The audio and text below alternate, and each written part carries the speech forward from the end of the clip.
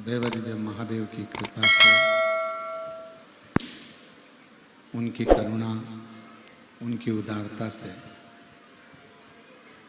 श्रवण करने का सौभाग्य छत्तीसगढ़ की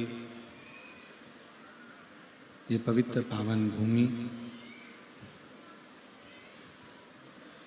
बस्तर क्षेत्र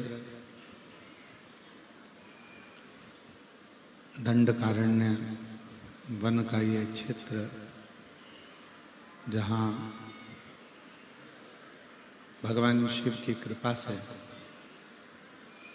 कांकेर जिले में कोकपुर में ये पवित्र कथा दिव्य और भव्य रूप में चल रही है। कथा के मुख्य यजमान स्वर्गीय श्री किशुन राम जी जैन, स्वर्गीय श्रीमती सनमत जैन की स्मृति में श्री हरक राम जी जैन, श्रीमती जानकी देवी जैन, श्री देव कुमार जी जैन, श्रीमती नंदनी जी जैन, कोकपुर, जिला कांकेर, छत्तीसगढ़। एक बार यजमान परिवार के लिए जोरदार ताली बजाकर स्वागत है। जिन्होंने इस पवित्र पावन शिव महापुराण की कथा का इस दिव्य भव्य आयोजन को कराकर आप और हमको कृतार्थ किया है। शिव कृपा से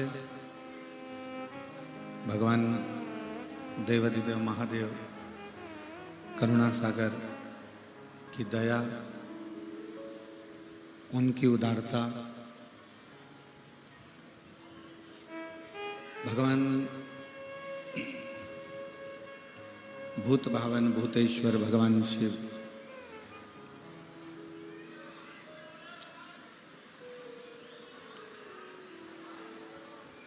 जो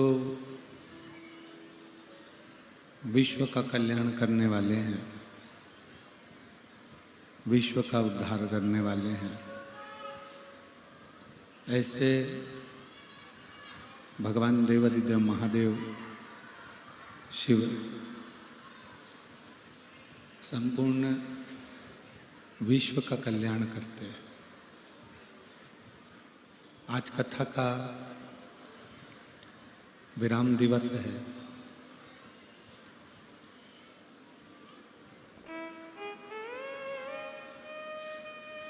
एक पिता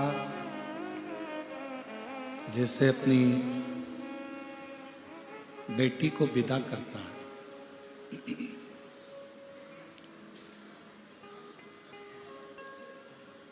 और क्या नहीं देता एक बाप अपनी बेटी को।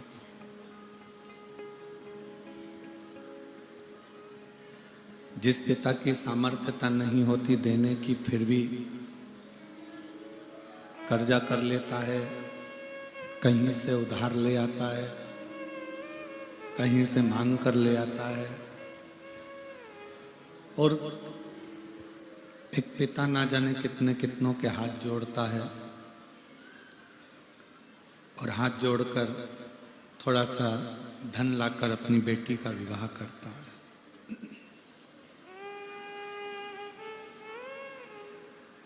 बेटी को पिता क्या नहीं देता?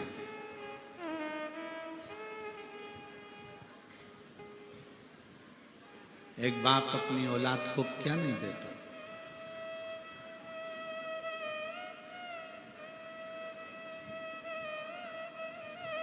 शिव महापुराण की कथा कहती है,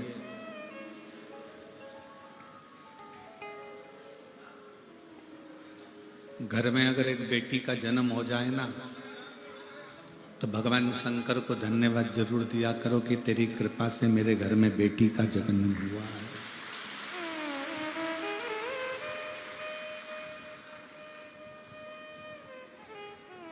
क्योंकि बेटा एक बार माँ बाप को दुखी देख लेगा, पर बेटी अपने माँ बाप को कभी दुखी नहीं देख पाती है।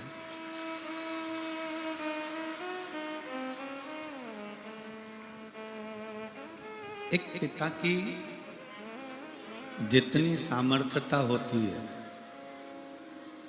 एक पिता की जितनी जितनी चादर होती है, उस चादर से ज्यादा बाप अपनी बेटी को देता।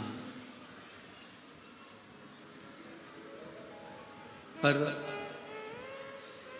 एक निवेदन है पूरे श्रोता भाई बहनों से,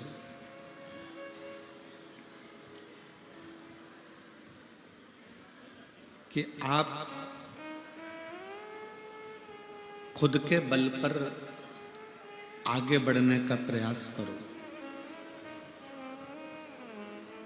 ससुराल से तुम्हें क्या मिला, दहेज में क्या मिला, उससे मतलब नहीं रखना, बल्कि ये मतलब रखना कि भगवान मुझे इस लायक बनाना कि मैं किसी के कन्यादान में कुछ दे सकूं और किसी के लिए कुछ कर सकूं।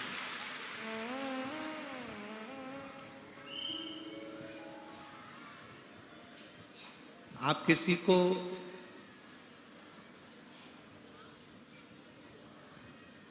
मेरे शंकर भगवान की एक पवित्र कथा कहती है, जब जिस समय पर मेरे भोलेनाथ जी ने अपनी लड़की का विवाह अशोक सुंदरी का विवाह किया था,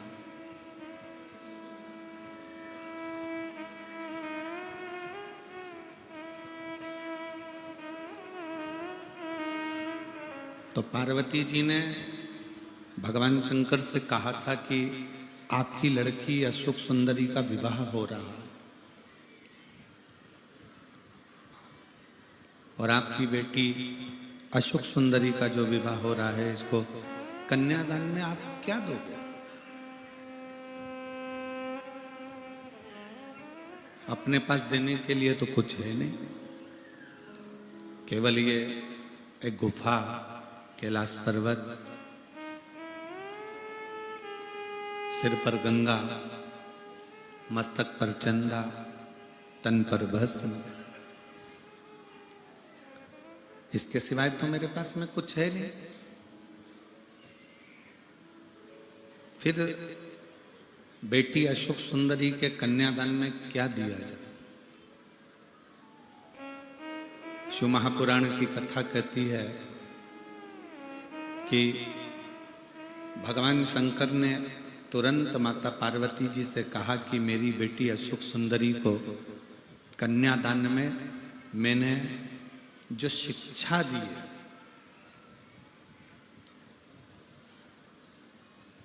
जो मैंने उसको शिक्षा प्रदान करी है, वही मैं अपनी बेटी के कन्यादान में दे रहा हूं।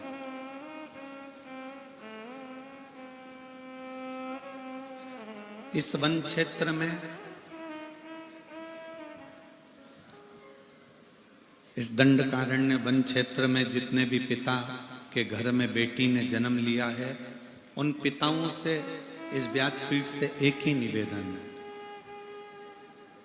कि बेटा और बेटी में भेद मत करो। बेटी को इतना पढ़ाओ कि उसकी शिक्षा ही उसका कन्यादान बने।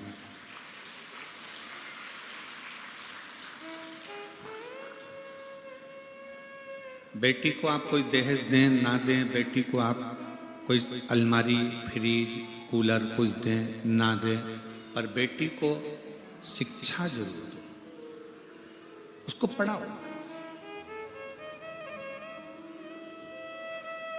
तुम्हारी दी हुई अलमारी एक दिन अटाले में चली जाएगी, तुम्हारा दिया हुआ फ्रिज एक दिन बिगड़ जाएगा, तुम्हारा दिया हुआ वॉशिंग मशीन एक दिन खराब हो जाएगा, तुम्हारा दिया हुआ एक दिन सोफा सेट फट जाएगा, तुम्हारा दिया हुआ कपड़ा भी बेकार हो जाएगा, तुम्हारा दिया हुआ सोना चांदी भी एक दिन हो सकता है कि कर्जे में डूब जाएगा, पर तुम्हारा दी हुई शिक्षा, तुमने जो बेटी को पढ़ाया है, अच्छा कॉलेज, अच्छा स्कूल बेटी को पहुंचाया है, तुम्हारी वो दी हुई शिक्षा वो कभी ना फटती है, ना कभी बेकार होती है, ना कभी कर्जे में लेकर जाती है।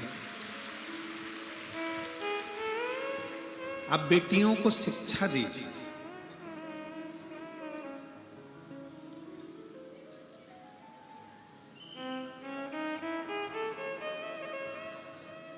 और बेटियों को ऐसी शिक्षा दीजिए, बेटियों को ऐसा पढ़ाइए कि बेटियां भी आने वाले समय में जब कहीं पर उलझें तो कह सकती हैं कि मेरे पिता ने मुझे ये शिक्षा प्रदान करी, मुझे ये शिक्षा दी। भगवान भोलेनाथ, भगवान शिव कहते हैं मैं अपनी बेटी अशोक सुंदरी के विवाह में कन्यादान में शिक्षा दे।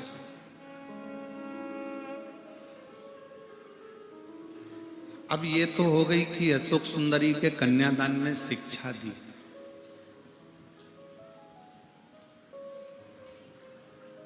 जिस समय पर गणेश जी का विवाह नहीं हो रहा था,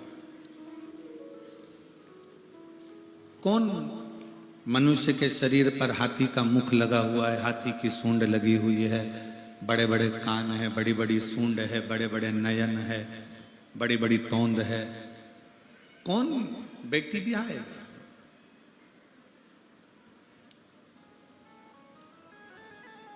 आप में से कोई नहीं होगा जिसके मनुष्य के शरीर पर हाथी का मुंह लगा हो और अपनी लड़की की शादी कर दो। किसकी सामर्थ्यता होगी जो अपनी बेटी की शादी ऐसे हाथी के मुख वाले से कर दे? किसकी सामर्थ्यता?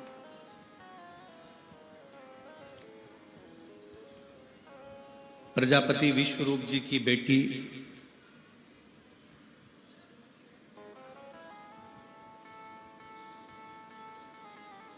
रिद्धि सिद्धि, जिनका विवाह गणेश जी के साथ हो रहा है,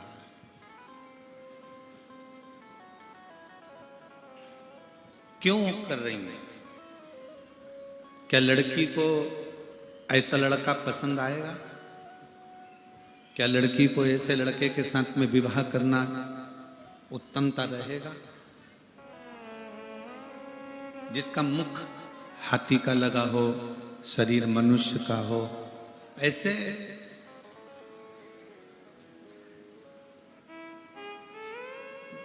से कैसे विवाह कर सकते?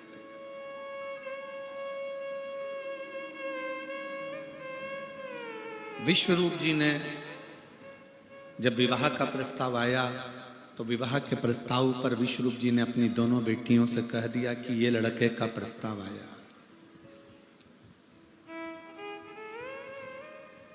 ये लड़के का प्रस्ताव है, और ये मत सोचना बेटियों की केवल यही प्रस्ताव है। शादी के लिए भगवान विष्णु के यहां से भी खबर आई है, ब्रह्मा जी के यहां से भी खबर आई है, इंद्र के यहां से भी खबर आई है, बहुत सारे देवताओं ने पितृलोक से भी खबर करी है, गंधर्व लोक से भी आई है, गरुण वरुण के यहां से आई है, नागलोक से आई है, पाताल लोक से खबर आई है कि तुम्हारी बेटी रिद्धि सिद्धि का विवाह हमारे लड़के के साथ कर दो। इतने सारे फोटो सामने रख दिए गए, इनमें से जो लड़का तुम्हें पसंद आए हम उसके साथ तुम्हारा विवाह कर देते। तुम ये ना सोचना कि, और देखो नारायण भगवान के यहाँ बैकुंठ है, ब्रह्मा जी के यहाँ ब्रह्मलोक है, नागलोक है, सब कुछ है, इंद्र के यहाँ इंद्रलोक है, पर शंकर भगवान के घर में कोई ऐसा बहुत बड़ा सिंहासन या बहुत बड़ा आभूषण या बहुत बड़ा रतन माणिक मोती हीरा सोना चांदी कुछ नहीं, कुछ भी नहीं। कोई बड़ा महल भी नहीं है, और लड़का भी मनुष्य के शरीर पर हाथी का मुख है, वो भी आप समझ लो। जितने देवताओं का दर्शन आप कर रही हो, सारे देवताओं के घर में राजसी ठाट है, लड़का भी अच्छा है, पर शंकर जी के यहाँ राजसी ठाट भी नहीं है और लड़का भी ऐसा।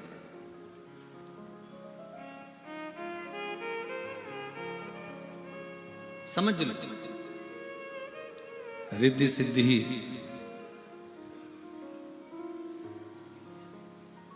वन में चली गई, पिता विश्वरूप जी को प्रणाम कर वन में।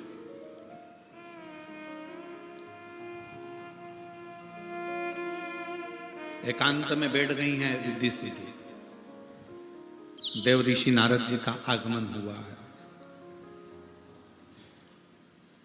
और देव ऋषि नारद जी का जब आगमन हुआ तब देव ऋषि नारद ने रिद्धि और सिद्धि से पूछा, क्या बात है, आज प्रजापति विश्वरूप जी की बेटियां वन में घूम रही हैं?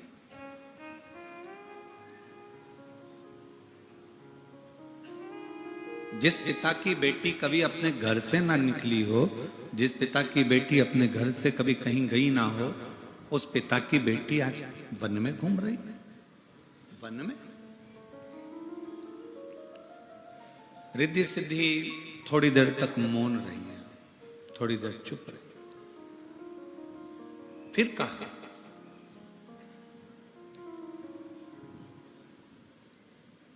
आप कुछ बोलोगी नहीं? रिद्धि सिद्धि ने कहा कि हमारे पिता ने हमको हर पल समझाया है, टोका है, बोला है और हम हमारे पिता के अनुकूल चलने वाली बेटी हैं। मेरी बेटियों, मेरी जीजियों, मेरे भाई, मेरे बेटाओं, मेरी माताओं, गाड़ी में ब्रेक और घर में माता पिता का टोक बहुत जरूरी है। गाड़ी में ब्रेक का होना जरूरी है और घर में बुजुर्गों का टोकना जरूरी है। अगर घर के माता पिता बेटी को टोक रहे हैं, बेटा ऐसा मत कर, तो वो तुम्हारा भला चाहते हैं। घर के बुजुर्ग अगर आपको टोक रहे हैं कि बहू ऐसा मत करो, वो तुम्हारा भला चाहते हैं। अगर भला नहीं चाहते हैं ना, तो मोहल्ले के लोग तो ये चाहते हैं कि तुम तन पर कपड़ा भी नहीं पहनकर निकलो, तो मोहल्ले के लोग चाहेंगे कि बहुत अच्छी बात है। मोहल्ले के लोग अगर तुम मदिरा की दुकान से मदिरा खरीद कर निकल रहे हो, पी रहे हो, तो मोहल्ले के लड़के और मोहल्ले के लोग चाहेंगे, परिवार के लोग चाहेंगे कि अच्छा ऐसी बर्बाद हो जाए। तुम गलत काम करोगे, चोरी करोगे, गलत कृत्य करोगे, जुआ खेलोगे, मांसाहार, मदिरा पान, वैश्यावृत्ति कुछ भी करोगे, तो परिवार के लोग और मोहल्ले के लोग तो चाहेंगे कि अच्छा ऐसी बर्बाद होने दो। अपने बाप की दौलत ऐसी तो राख मिलाएगा, अपने पिता की नाक ऐसे ही तो कटाएगी। सास टोक रही है बहू को, बेटा ये गलत है, तुमने इतना दूध फेंका क्यों, तुमने इतनी चाय बनाई क्यों, तुमने इतना अचार क्यों डाला, तुमने इतनी सब्जी क्यों फेंकी, तुमने इतनी रोटी क्यों फेंकी?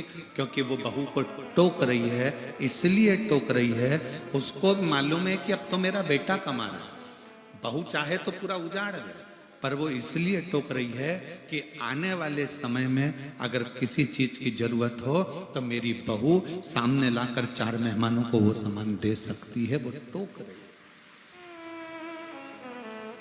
पिता अपनी बेटी को, पिता अपने बेटे को, माँ अपनी बेटी को, माँ अपने बेटे को अगर टोक रहा है तो ये समझ लेना कि भगवान की बहुत बड़ी कृपा है, बहुत कृपा।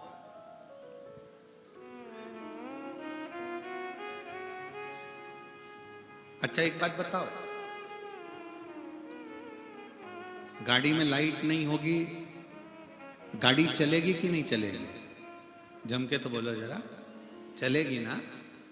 गाड़ी में गियर नहीं होंगे, गाड़ी चलेगी कि नहीं चलेगी? चलेगी।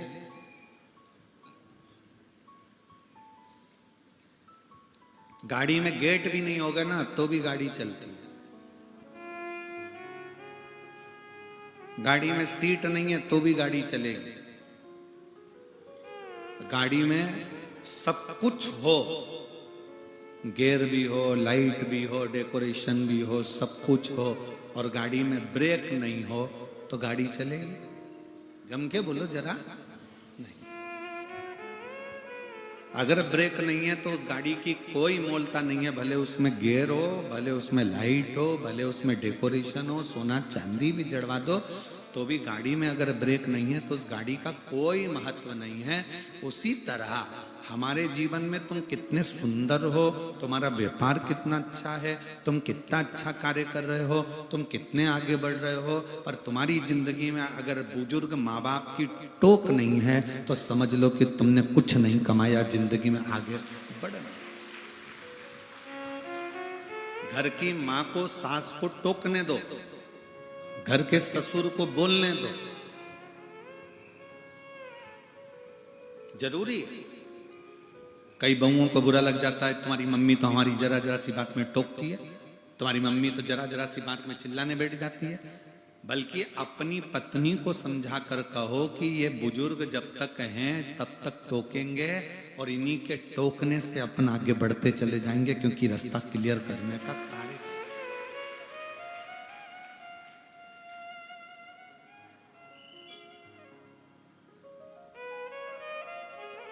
बहुत बड़ा मकान, बहुत बड़ा मकान। एक अमेरिका का एक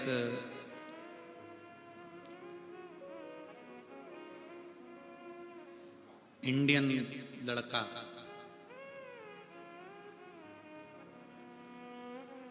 जिसका नाम नीलेश था, अमेरिका में रह रहा है।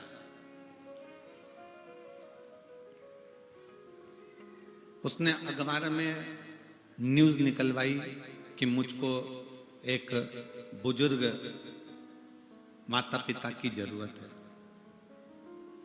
नीलेश, जो माता पिता साथ में रहते हों, जो माता पिता मेरे घर में रहे और वो रुचि से मेरे घर में आए। नीलेश ने न्यूज निकलवाई अखबार में और अखबार की वो न्यूज सब दूर गई कि मुझे बुजुर्ग बूढ़े माँ बाप की जरूरत है, मुझे एक बूढ़े जोड़े की जरूरत है। अमेरिका के लोगों को लगा कि काम करने के लिए चाहिए होंगे, बुढ़ा बुढ़ी को काम करने के लिए चाहिए होंगे। एक बुढ़ा बुढ़ी ने, एक बुजुर्ग पति पत्नी ने जाकर इंटरव्यू दिया। पहुंचे, नीलेश ने पूछा तुम्हारे बेटे और बेटियां नहीं है? उसने कहा है मेरे 2 बेटे हैं, डॉक्टर हैं, और एक बेटी है वो इंजीनियर है। शादी हो गई? हाँ। तुम दोनों यहां पर हमारे पास में क्यों आए हो? कहा आपने न्यूज में निकाला था कि एक बुजुर्ग माता पिता की जरूरत है तो हम दोनों आ गए। अच्छा,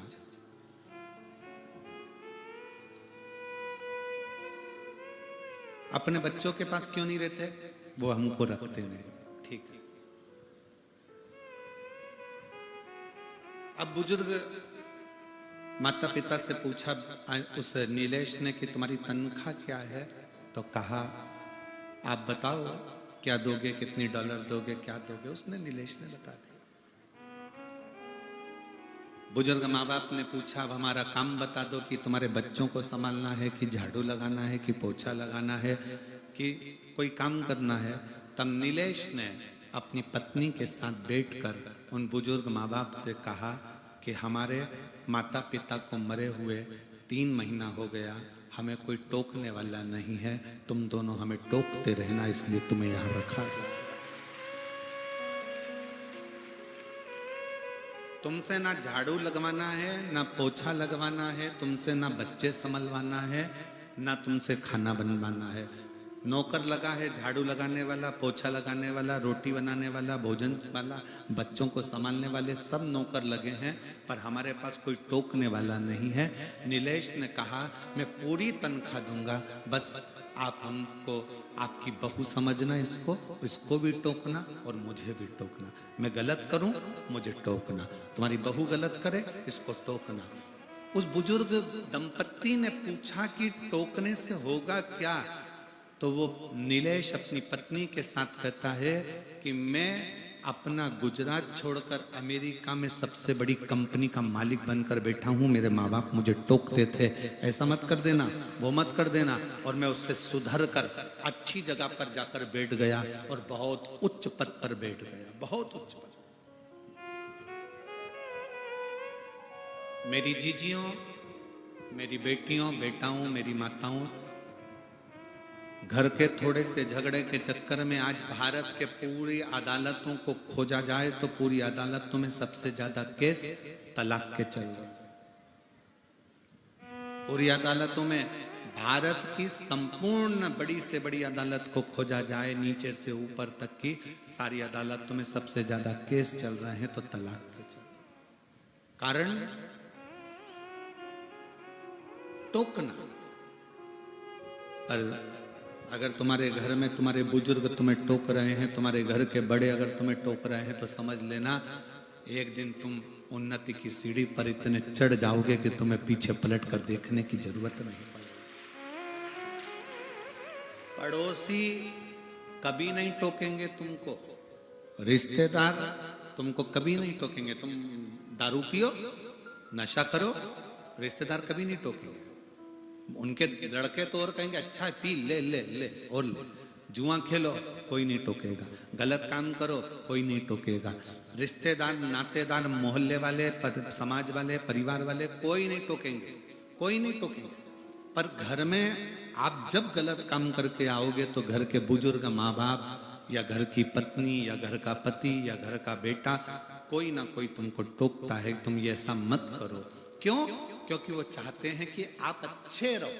समाज के लोग, बड़े लोग, मोहल्ले के लोग, परिवार के लोग ये नहीं चाहते कि आप अच्छे रहो। वो तो ये चाहते हैं कि तुम दुनिया भर में पी के नल्ली में पड़े रहो, गटर में पड़े रहो, गंदगी में पड़े रहो। वो ये चाहते हैं। पर घर का, परिवार का व्यक्ति, एक बुजुर्ग, माँ बाप और घर की पत्नी, पति, घर के बच्चे चाहते हैं आप नाली में, गटर में नहीं। अगर पढ़ना ही है तो किसी सत्संग में जाकर पड़े रहो, उससे बढ़कर सुख नहीं।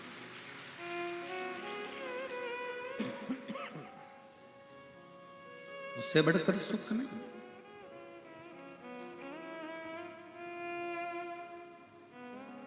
किस किस के घर में माँ बाप हैं? हाथ उठाओ जरा। मैं आपको प्रणाम करता हूं। जो आपके घर में माता पिता हैं और टोकने वाला कोई ना कोई है, इसलिए आपको नमन कर रहा हूं। आपके घर में टोकने वाला कोई ना कोई है, इसलिए मैं आपको प्रणाम करता हूं, नमन करता हूं। रिद्धि सिद्धि, देवऋषि नारद कह रहे हैं कि तुम्हारे विवाह का प्रस्ताव आया है सब दूर से। भगवान विष्णु के यहां से भी आया, तो ब्रह्मा जी के यहां से भी आया, तो इंद्र के यहां से भी आया, तो पितृलोक से भी आया, गरुण वरुण के यहां से भी आया, तो नागलोक से भी आया।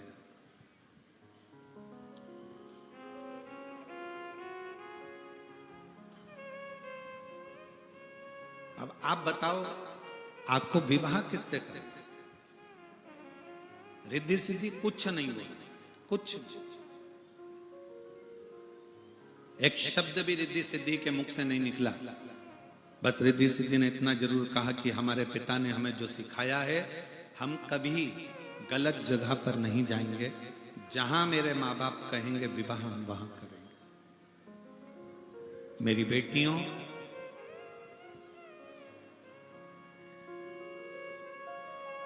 आज का जो समय चल रहा है, ये बड़ा विचित्र समय चल रहा है। तुमको गाड़ी का लालच देकर, मोबाइल का बैलेंस डलवाकर, होटल में खाना खिलाकर, दूसरे धर्म के लड़के सनातन धर्म की लड़कियों को अपनी ओर आकर्षित कर कर उससे शादी कर लेते हैं। शादी करने के 4-6 महीने निकलते हैं, 1 साल निकलता है, क्योंकि वो लड़के ने तुम्हारे को शादी केवल इसलिए नहीं करी कि तुमको पत्नी बनाना है, वो तो इसलिए शादी करी कि सनातन धर्म की, हिंदू की लड़की को नीचा दिखाना है, उसको जूते की नोक पे रखना है, इसलिए उसने शादी करी। आपका हिंदू तत्व को समाप्त करने के लिए, सनातन तत्व को समाप्त करने के लिए उसने शादी करी। 1 साल बाद वो तुमसे झगड़ा कर कर कहीं ले जाकर तुम्हारे 40-35 टुकड़े कर कर अटैची में भर कर कहीं फेंक कर आए या फ्रिज में पटक आए।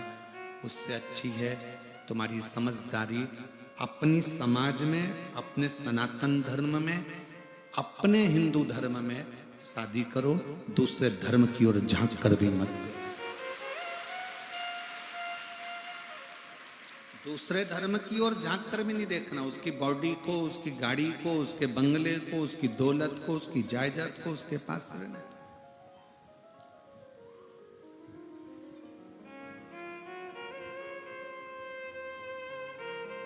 रिद्धि सिद्धि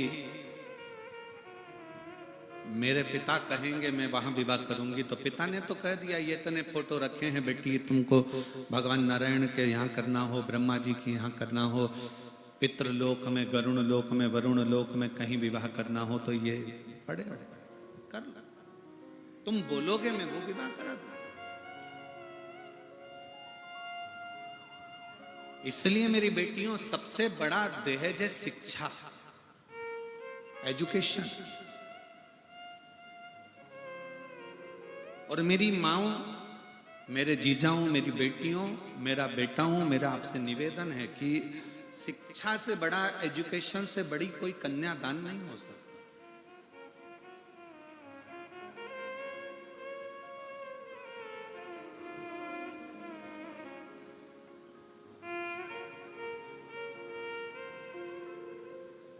शिक्षा शिक्षा है। और कभी यह न सोचना कि शिक्षा केवल बहुत महंगे स्कूल में पढ़ोगे तो शिक्षा अच्छी रहेगी, या बहुत महंगे कॉलेज में पढ़ोगे तो शिक्षा रहेगी। अगर बहुत महंगे कॉलेज में और स्कूल में नहीं जा सकते तो अपने जो शासकीय स्कूल हैं, सरकारी स्कूल हैं, उसमें भी पढ़ो। हमारे माता पिता के पास में इतना धन नहीं था कि हमको कोई प्राइवेट स्कूल में या अच्छे स्कूल में पढ़ा सकते थे। हमारा पूरा बचपन, हमारी पूरी पढ़ाई सरकारी स्कूलों में हुई। सरकारी स्कूल के कपड़े पहनकर, सरकारी स्कूल की किताबों से जो मिल जाता था उससे पढ़कर, दोस्तों के यहाँ अगर जाते भी थे तो उनकी क्वेश्चन बुक लेकर, उनके 20 क्वेश्चन लेकर उसमें से पढ़कर फिर अपना एग्जाम दे देते।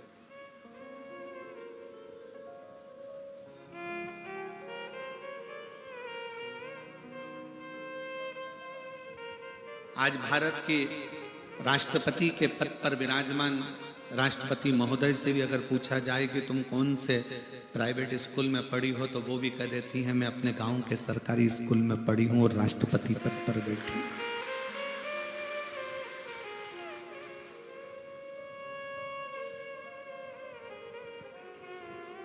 जरूरी नहीं कि बहुत पैसा होगा तो एजुकेशन मूल होगी, शिक्षा मूल होगी। 4 इंजीनियर एक पाइप में एक तार डाल रहे थे। आड़ा टेढ़ा पाइप था, एकदम आड़ा टेढ़ा, उसमें तार कोना था। 4 इंजीनियर रोज मेहनत करते पर वो तार उसके अंदर नहीं जाता, क्योंकि वो पाइप आड़ा टेढ़ा था। एक किसान, इंजीनियरों ने बहुत ऊंचे ऊंचे कॉलेज से पढ़ा, पर वो किसान ने एक छोटे से सरकारी स्कूल में पढ़ा। रोज देख रहा था कि ये तार पाइप में नहीं जा रहा। 4 दिन से इंजीनियर लगे हैं, तो किसान गया, खेत पर जा रहा था धान बोने के लिए। उस किसान ने जाकर कहा क्या बात है? इंजीनियरों ने कहा तू गंवार, तू क्या जानता है, तू गांव में रहने वाला, फसल करने वाला, धान बोने वाला, तुझ में क्या कर, चल जा। उसने कहा हुआ क्या?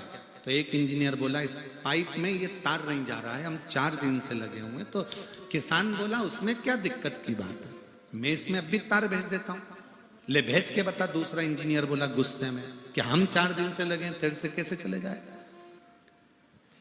किसान गया अपने खेत पर, एक चूहा पकड़ कर लाया, चूहे की पूंछ से तार को बांधा, पाइप में चूहे को छोड़ दिया, चूहा उधर निकल गया, तार निकल कर बाहर हो गया।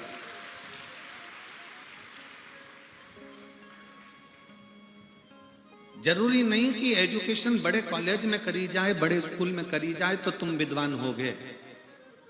धान बोने वाला वो किसान भी एक चूहे से तार को पार करने की सामर्थ्यता रखता है, भले वो सरकारी स्कूल में पढ़ा हो।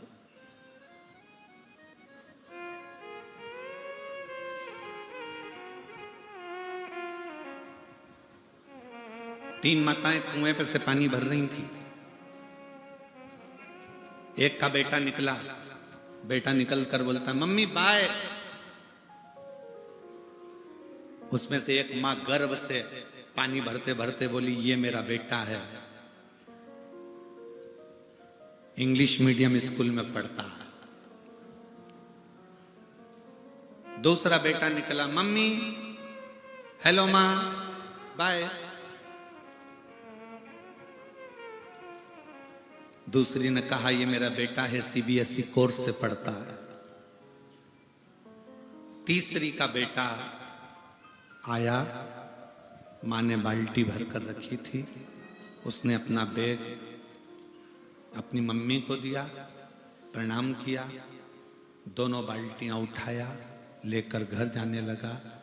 तीसरी मां ने कहा ये मेरा बेटा है, सरकारी स्कूल में पढ़ता है, ये मेरा बेटा है, सरकारी स्कूल में पढ़ता है। बच्चों का दाखिला उस स्कूल में कराओ जिस स्कूल में विद्या के साथ शिक्षा के साथ संस्कार दिए जाते हैं। ऐसा अंग्रेजी स्कूल किसी काम का नहीं जहां पर केवल लिटिल लिटिल टिंकल स्टार ही सिखाया जाए और उसके सिवाय कुछ ना सिखाया जाए और माता पिता का आदर करना भी ना सिखाया जाए।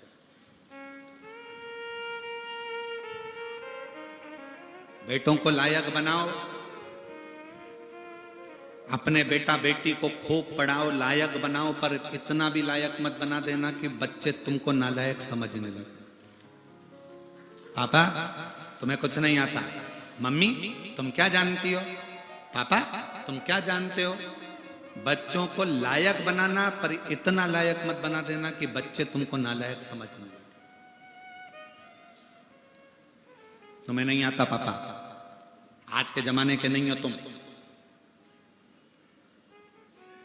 तुम पुराने जमाने के हो, तुमको कुछ नहीं आता। उस बाप से पूछो कि उसको क्या नहीं आता। तुम्हें बड़ा उसने किया है, तुम्हें पाल पोस कर काबिल उसने बनाया है। दिन भर ड्यूटी पर लगा रहता था, रात की भी ड्यूटी करता था कि मेरे बच्चे अच्छे पढ़ जाएं और मेरी बेटियां खूब अच्छी पढ़ाई कर लें, मेरा घर अच्छा चल जाए।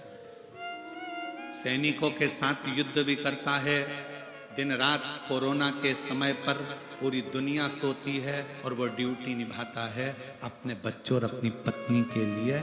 जरा विचार करिएगा, उसके बाद भी दिन रात मेहनत करने के बाद भी बच्चे कह दें पापा तुम्हें अकल नहीं है, तुम नहीं जानते, मम्मी तुम चुप रहो, चुप बैठिए, तुम्हें क्या मालूम है, चुप रहो। बेटे लायक तो हो गए, बेटी लायक तो हो गई, पर मां बाप को नालायक समझने लगे। नहीं, शिक्षा उच्च हो और शिक्षा के साथ में नम्रता भी उच्च की। जितना बड़ा तुम्हारा औहदा हो ना, तुम बहुत बड़े ओहदे पर, कलेक्टर के ओहदे पर बैठ जाओ, एसपी के ओहदे पर बैठ जाओ, डीआईजी आईजी के ओहदे पर बैठ जाओ, मिनिस्टर मंत्री संतरी कलंतरी के ओहदे पर बैठ जाओ, उतनी उतनी तुम में नम्रता आती जाना चाहिए, अकड़ नहीं। क्योंकि ये कड़ले कड़ले दांत तो एक दिन टूट के गिर जाते हैं, पर कोमल कोमल जीवान तो मरते दम तक साथ निभा जाती है। नम्रता रखिए। औधा तुम्हारी उच्च पद, उच्च प्रतिष्ठा, ये तुमको जो मिली है तुम्हारी मेहनत से मिली है। मेहनत के साथ में ना जाने कितनों की दुआ तुमको लगी होगी तो मिली है। उसको ये ना सोचे कि ये केवल मैंने कमाया, ये मैं लेकर।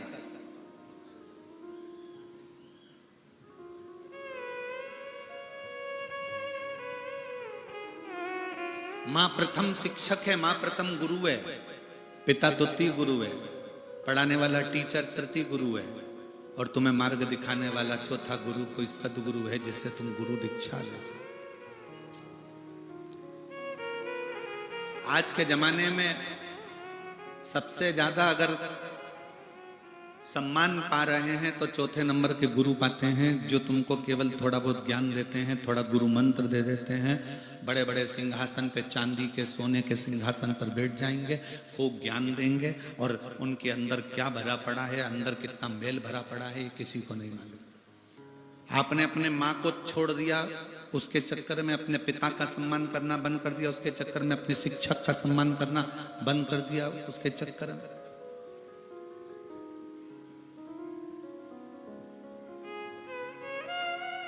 सबसे प्रथम गुरु है माँ, जो बचपन सुधारती है। दूसरा गुरु है पिता, जो जवानी सुधार देता है बच्चों की। एक बाप से पूछना,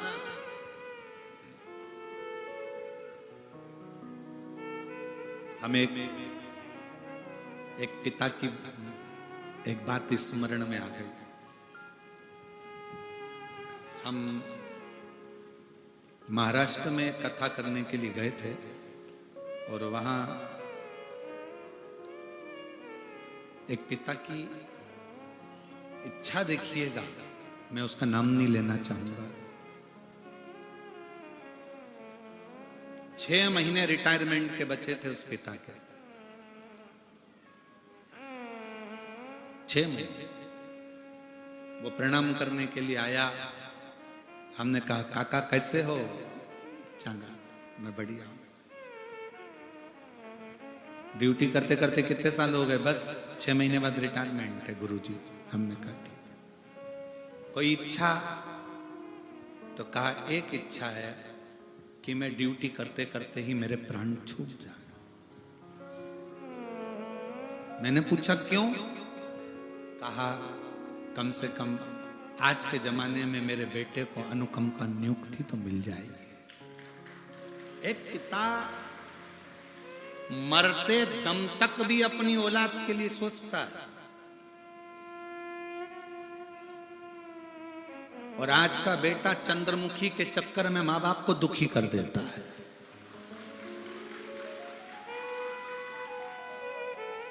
उसको यह नहीं मालूम कि चंद्रमुखी के चक्कर में खुद भी दुखी है। जब चंद्रमुखी तेरे माँ बाप को दुखी कर सकती है तो तुझे ना दुखी करेगी। उसका नाम चंद्रमुखी है, तुझे सूरजमुखी ना कर दे तो बात है। एक बाप अपनी पूरी जिंदगी अपने बच्चों के लिए, दुकान बढ़ाऊंगा बच्चों के काम आएगा, व्यापार बढ़ाऊंगा बच्चों के काम आएगा, घर बड़ा बनाऊंगा बच्चों के काम आएगा, बहुत कुछ मेरी औलादों के लिए, औलादों के लिए, जमीन, धान, फसल, खेती, सब बच्चों के लिए। खुद क्या करता है? बेटे एप्पल का मोबाइल चला रहे हैं, और बाप कमाने वाला जो दुकान पर व्यापार में 24 घंटा लगा रहता है, वो कीपैड चला रहा है छोटा सा। बेटे ने कहा पापा मुझे लैपटॉप। आओ बेटा। बेटे ने कहा पापा मुझे ऐसा। बाप का चश्मे की डंडी भी टूट गई है, तो उस डंडी में भी वो ऑफिस से आने के बाद उसमें पिन घुसेड़ के उसको सही करने का प्रयास कर रहा है कि इसमें 15 रुपए लग जाएंगे, 15 रुपए बचाने का प्रयास करता है बाप। और बेटा वो 15 रुपए क्या 50 रुपए का पाउच खरीदता है, हाथ में मलता है, दोस्तों के साथ गप्पे मारा के खा पी के वो चले जाता है गुटखा। बाप इस स्क्रू से चश्मे की डंडी को जोड़ रहा है।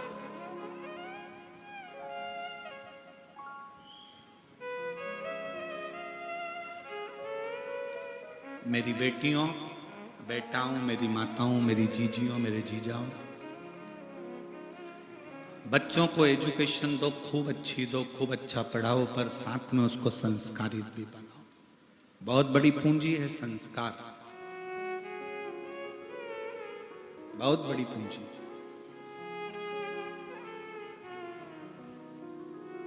और इस कोकपुर कांकेर क्षेत्र में हमको बहुत अच्छा लगा।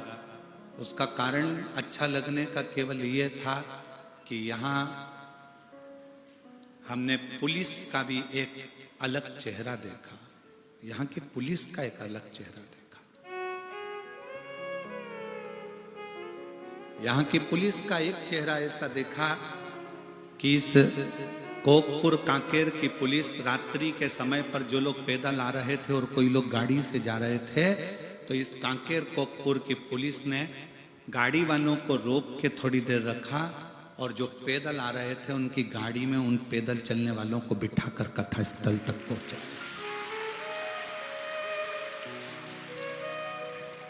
मैं कांकेर कोकपुर की इस पुलिस को सलूट देता हूं, सलाम करता हूं और वंदन करता हूं उसको कि आप लोगों को नम्रता भगवान ने बहुत दी। अपने पद के साथ में अपनी दिल की नम्रता को गंवाया नहीं आप लोगों ने। और दूसरी जगह का होता तो सोचते कि इतनी भीड़ है, लाखों की जनता है, पंडाल भरे पड़े हैं, टेंट भरे पड़े हुए हैं, रात भर लोग आ रहे हैं, लोग घबरा कर कह देते चलो जाने दो, जो होगा देखा जाएगा, चाहे जंगल में जाए तो अच्छी बात है। पर नहीं, यहाँ की पुलिस ने, यहाँ के लोगों ने गाड़ी को रुकवा कर जो पैदल आ रहे थे उनसे कहा इनको बिठाओ। उस गाड़ी में पहले से लोग भरे हैं तो भी उसमें एडजस्ट करा कर बिठा कर उनको इस कथा स्थल तक भेजा कि किसी को कष्ट ना हो और वो आराम से कथा स्थल तक। ये चेहरा लोगों को प्रेरणा देता है कि आपके अंदर भी एक दिल धड़कता है।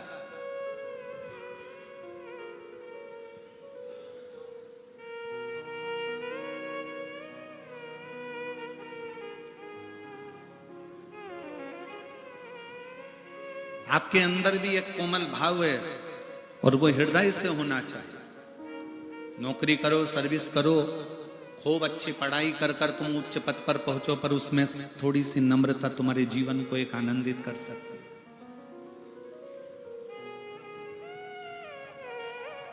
सुख है।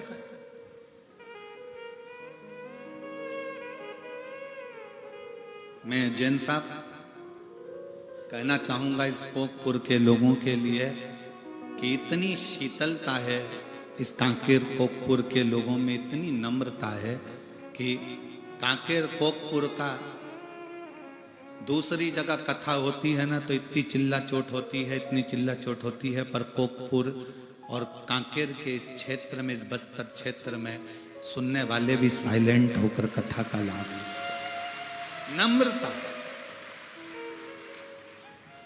सहजता आपका सबसे बड़ा गुण है। सहजता, और वो होना चाहिए। रिद्धि सिद्धि कहती हैं कि हमारे पिता हमको जहां विवाह करना चाहेंगे हम वहां विवाह कर लेंगे, जहां पिता चाहेंगे।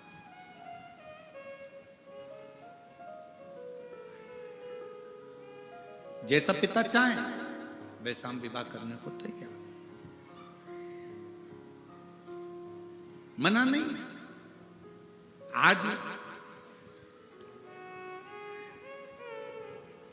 पिता की मर्यादा को भी लोगों ने तार तार कर दिया, पिता और माता की मर्यादा को भी ले जाकर उन्होंने चूल्हे में डाल दिया।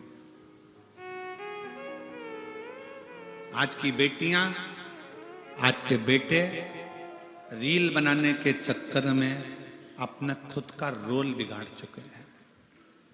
इतनी अश्लील रीलों का निर्माण कर रहे हैं और ये नहीं सोच रहे कि हमारे परिवार की गति क्या है,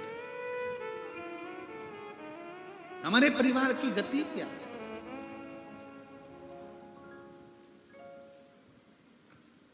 मेरी बेटियों, मेरे बेटाओं, मेरी तुम्हारे पास में बहुत अच्छे मोबाइल हैं, तुम्हारे पास में बहुत अच्छी तुम्हारी सोशल मीडिया है, तुम्हारे पास में लाखों लोग तुमसे इंस्टाग्राम पर, व्हाट्सएप पर, फेसबुक पर जुड़े हुए हैं। पर निवेदन आप लोगों से करबद्ध है कि रील बनाओ, मना नहीं है, पर रील बनाते समय अपने शरीर का या अपनी वाणी का थोड़ा संयम रखो, उस वस्त्र का संयम रखो और मर्यादा हो। बना हमारी तरफ से मना नहीं, पर ऐसा ना बनाया जाए जिससे अपने माँ बाप को भी सोचना पड़े, विचार करना।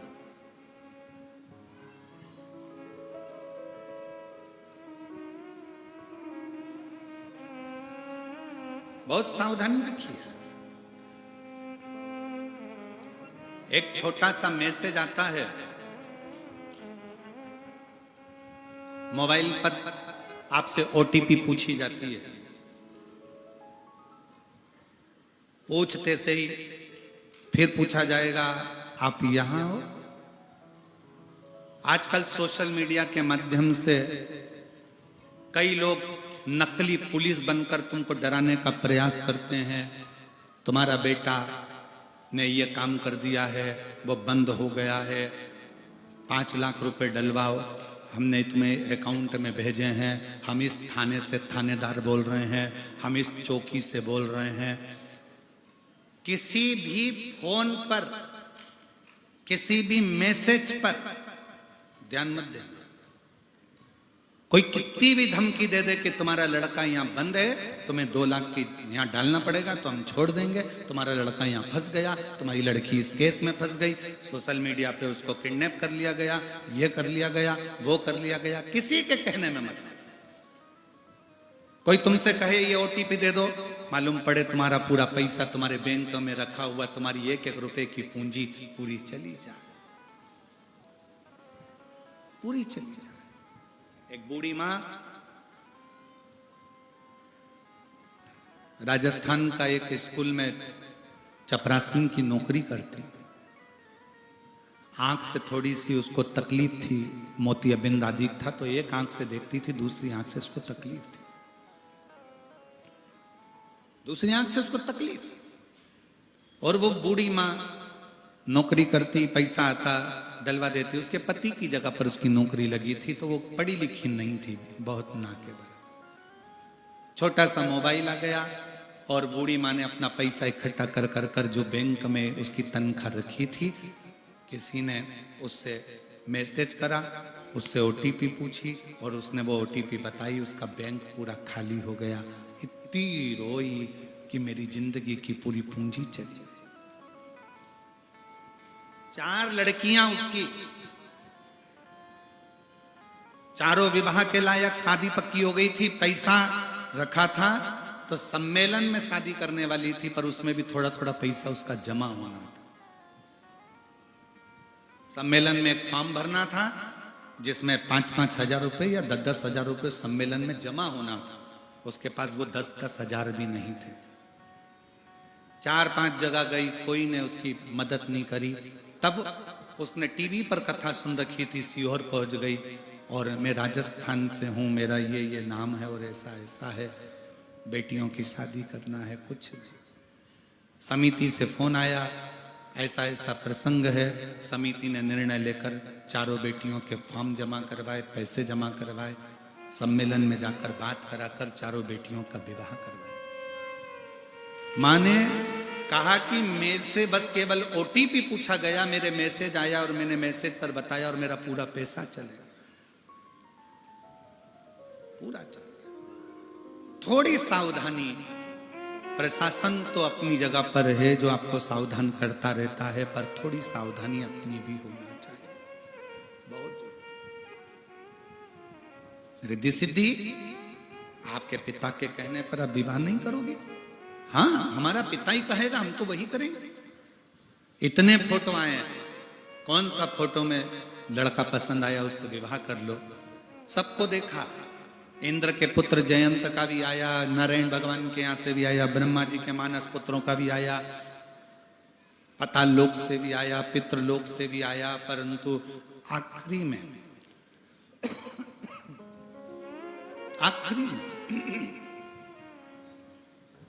रिद्धि सिद्धि वन में विचरण करती करती करती करती फिर वहां से विचरण करते करते करते करते जाने लगी, तो रिद्धि सिद्धि ने देखा कि एक ब्राह्मण आ रहा, एक ब्राह्मण, और उसके साथ में उसका एक मित्र भी है। दोनों गुरुकुल से पढ़कर आ रहे।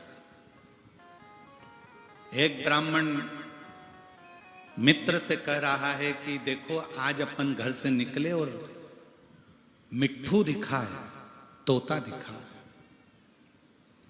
हाँ, गुरुजी ने कहा था जब तोता दिखे सुबह से तो समझ लेना कि आज मीठा खाने को मिलेगा। तोता दिखे तो समझ लेना मीठा खाने को मिलेगा। दूसरा मित्र बोला नहीं, मीठा खाने को तो मिलेगा पर मीठा भी कड़वा होगा, मीठा भी कड़वा होगा। रिद्धि सिद्धि उन दोनों ब्राह्मण पुत्रों के पीछे पीछे चली। ब्राह्मण पुत्र एक जगह पर भोजन करने गए, भोजन कर कर निकले तो दोनों बात कर रहे थे। एक ने कहा भाई आज तो अपन ने तोता देखा तो मीठा खाने को तो मिला, पर तूने बिल्कुल सत्य कहा था कि मीठा भी कड़वा था, तुझे कैसे मालूम? एक ने कहा मुझे तो मेरे गुरु ने बताया था कि तोता सुबह से दिखे तो समझ लो, मिट्ठू सुबह से दिखे तो समझ लो मीठा खाने को मिलेगा। तूने कैसे कह दिया कि मीठा तो मिलेगा पर कड़वा मिलेगा, तूने कैसे कह दिया? उसने कहा कि वो तोता नीम के पेड़ पर बैठा था, इसलिए मुझे समझ में आ गया कि खीर तो मिलेगी पर कड़वी मिलेगी। मीठा तो मिलेगा पर कड़वा मिलेगा। दूसरे मित्र ने अपने मित्र के हाथ जोड़ लिए कि मेरे गुरु ने तो मुझे शिक्षा दी थी कि तोता दिखे तो मीठा मिलेगा, पर तेरे भीतर की जो बुद्धि है उस बुद्धि ने यह सिद्ध कर दिया कि तोता नीम के पेड़ पर बैठा है, मतलब मीठा तो मिलेगा पर मीठा भी कड़वा मिलेगा। नीम का पेड़ पर तोता बैठा। तब रिद्धि सिद्धि ने विचार कर लिया कि अब पक्का निर्णय है कि लड़का चाहे कितना भी सुंदर हो उससे मतलब नहीं, लड़के के पास कितने भी पेट्रोल पंप हो उससे मतलब नहीं, लड़के के कितने भी बंगले हो उससे मतलब नहीं, लड़का बुद्धि से विद्वान होना चाहिए।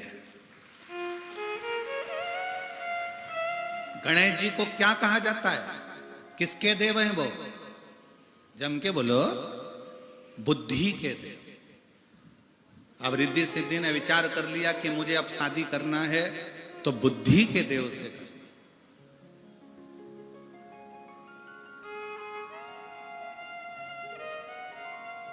बुद्धि का देव हो, सरल हो, सहज हो, सम्मान देने वाला हो। मालूम पड़े पेट्रोल पंप देख लिया, गाड़ी देख ली, बंगला देख लिया और लड़की बिहा दी और लड़की को रोज का ताना दे, रात को 1-1 बजे आए दोस्तों के साथ, वो भी ड्रिंक कर कर आए, ऐसा लड़का किसी काम का नहीं। लड़का वो होना चाहिए भले थोड़ा धन कम हो पर तुम्हारी बेटी की इज्जत करे, उसका सम्मान करे, उसका आदर करे।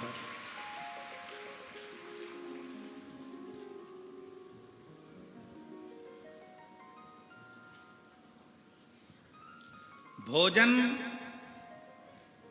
पति रसोई घर में करे, एकांत में बैठकर भोजन करे, पर पत्नी का सम्मान सबके सामने करे।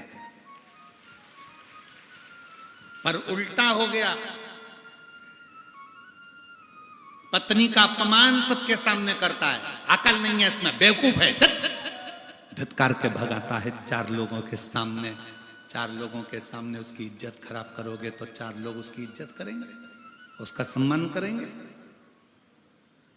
अकल नहीं है, चल ढोरे, पढ़ी लिखी नहीं है, चल। जब विवाह करा था तब क्या देखा था? मोटरसाइकिल, चेन और अंगूठी, हाथ का ब्रेसलेट, या उसके बाप की जमीन, तब क्या देखा? भोजन एकांत में बैठकर पति करे पर पत्नी का सम्मान सबके सामने होना चाहिए, उसका अपमान सबके सामने नहीं, 4 लोगों में नहीं, चिल्लाकर नहीं, अपशब्द कहकर नहीं। पर पति अपनी शूरवीरता 4 लोगों में अपनी पत्नी पर दिखाता है कि मैं शूरवीर हूं, देखा मेरी कितनी धाक है। अगर तू इतना बड़ा शूरवीर है तो नक्सल एरिया में चले जा। जब इतनी शूरवीरता है तेरे को और तू अपनी पत्नी पर इतनी शूरवीरता दिखा रहा है तो शूरवीरता दिखा, बॉर्डर पर जा, मां शूरवीरता दिखा। एक पत्नी जो अपने बाप का घर छोड़कर तेरे लिए आई है, जो तेरे बच्चों को दिन भर संभालती है, रोटी बनाकर तेरे बच्चों को, तेरे घर के लोगों को खिलाती है, और तू शूरवीरता भी उस पर दिखा रहा है, 4 लोगों में अपशब्द भी उससे कर रहा है। सम्मान करिए, आदर करिए, सत्कार करिए।